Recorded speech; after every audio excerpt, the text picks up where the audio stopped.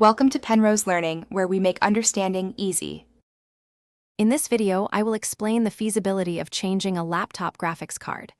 Most laptops are not designed for users to upgrade their internal graphics hardware, which means a direct swap is usually impossible.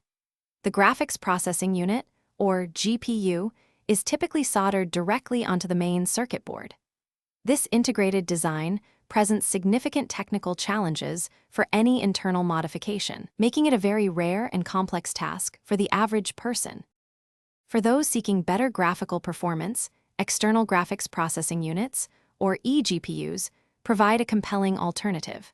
These innovative enclosures house a powerful desktop graphics card and connect to your laptop through a high-speed port like Thunderbolt 3 or 4.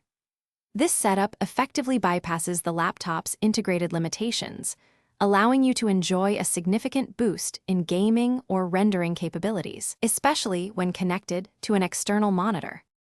Even if a graphics card were not soldered, several other factors make internal upgrades impractical.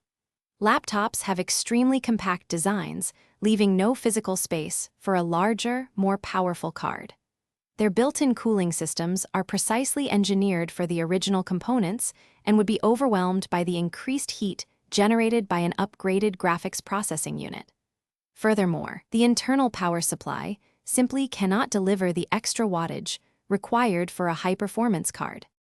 When considering your options, evaluate if an external graphics setup suits your specific needs and budget.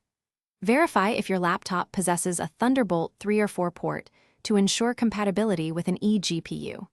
If your laptop struggles with overall performance beyond graphics, investing in a new system with a dedicated graphics card from the start could offer better value.